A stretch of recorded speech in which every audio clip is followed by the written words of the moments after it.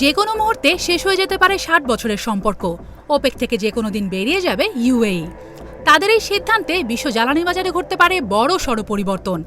UAE এর opaque এবং opaque plus থেকে বের হয়ে যাওয়ার সিদ্ধান্ত কাঁপিয়ে দিয়েছে তেলের বাজার। ইউএই জানিয়েছে আগামী মাসেই দেশটি আনুষ্ঠানিকভাবে এই জোট থেকে সরে দাঁড়াবে। বিশ্বব্যাপী জ্বালানি চাহিদা দীর্ঘমেয়াদে আরও কার্যকরভাবে পূরণ করার লক্ষ্যেই তাদের এই সিদ্ধান্ত।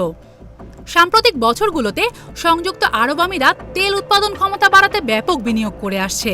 তবে তারা এখন মনে করছে জোটের বাধ্যবাধকতা ছাড়া নিজেদের মতো করেই উৎপাদন বাড়ানো সম্ভব। এতে বিশ্ব তেল বাজারে দেশটি আরও সক্রিয় ভূমিকা রাখতে পারবে। ১৯৬০ সালে ইরান, ইরাক, কুয়েত, সৌদি আরব এবং ভেনেজুয়েলা এই ৫টি দেশ নিয়ে গঠিত হয় ওপেক। এর উদ্দেশ্য ছিল তেল রপ্তানিকারক দেশগুলোর স্বার্থ রক্ষা করা এবং উৎপাদন সমন্বয় করে সদস্যদের স্থিতিশীল আয় নিশ্চিত করা। সময়ের সাথে সাথে এই সংগঠনের সদস্য সংখ্যা পরিবর্তিত হয়েছে। প্রতিষ্ঠাতা ৫ দেশের পাশাপাশি Algeria, Equatorial Guinea, Gabon, Libya, Nigeria এবং কঙ্গো প্রজাতন্ত্র এতে যোগ দিয়েছে। ইউএই ১৯৬৭ সালে ওপেকে যোগ দেয়। তখন থেকেই দেশটি এ জোটের অন্যতম গুরুত্বপূর্ণ সদস্য হিসেবে ভূমিকা রেখে আসছে। তবে ২০২৬ সালে দেশটি জোট থেকে বের হয়ে গেলে সংগঠনের সদস্য সংখ্যা ১১য় নেমে আসবে। এ পদক্ষেপের মাধ্যমে ইউএই এখন থেকে মার্কিন যুক্তরাষ্ট্র সহ অন্যান্য বড় অর্থনীতির দেশের সঙ্গে আরও ঘনিষ্ঠ জ্বালানি সম্পর্ক গড়ে তুলতে পারবে বলে ধারণা করা হচ্ছে। বিশেষ করে যুক্তরাষ্ট্রের প্রেসিডেন্ট ডোনাল্ড ট্রাম্প আগে থেকেই ওপেককে তেলের দাম নিয়ন্ত্রণে সমালোচনা করে আসছিলেন। তবে সংযুক্ত আরব আমিরাতের এই সিদ্ধান্তকে বিশ্লেষকেরা ওপেকের জন্য একটি বড় ধাক্কা হিসেবে দেখছেন। অনেকের মতে এই সিদ্ধান্তের সংগঠনটির জন্য শুরু হতে পারে একটি বড় পরিবর্তনের বা পতনের সূচনা। অর্থনীতিবিদেরা সতর্ক করেছেন যে এতে ভবিষ্যতে তেলের দামে অস্থিরতা বাড়তে পারে।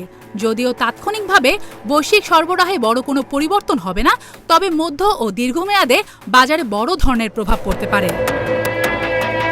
বিশ্বব্যাংকের প্রধান অর্থনীতিবিদ ইন্দরমিত গিল বলেছেন, যারা দরিদ্র, যাদের আয়ের বড় অংশ খাদ্য ও জ্বালানিতে ব্যয় হয়, তারাই সবচেয়ে বেশি ক্ষতিগ্রস্ত হবে।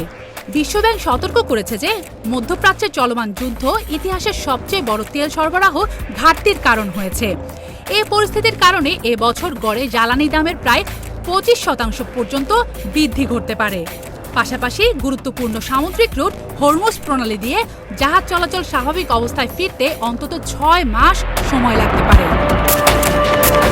ক্যাপিটাল ইকোনমিক্সের প্রধান জলবায়ু ও পণ্য অর্থনীতিবিদ ডেভিড অক্সলে বলেছেন, এই সিদ্ধান্ত ভবিষ্যতে তেলের দাম কিছুটা কমাতে পারে, তবে বাজারে অস্থিরতা বাড়তে পারে। অন্যদিকে ক্রিস্টাল এনার্জির প্রধান নির্বাহী ডক্টর ক্যারল লাকলে বলেছেন, ইউএই এর এ পদক্ষেপ দীর্ঘদিন ধরেই আলোচনায় ছিল। তার মতে উৎপাদন কোটা নিয়ে অসন্তোষ এবং সদস্য দেশগুলোর অসম প্রতিশ্রুতি এ সিদ্ধান্তে ভূমিকা রেখেছে। সব মিলিয়ে ইউএই এর এই সিদ্ধান্তকে আন্তর্জাতিক জ্বালানি রাজনীতিতে একটি গুরুত্বপূর্ণ মোড় পরিবর্তন হিসেবে দেখা হচ্ছে। এখন দেখার বিষয় অন্যান্য ওপেক সদস্য দেশগুলোও কি একই পথে হাঁটে কি না।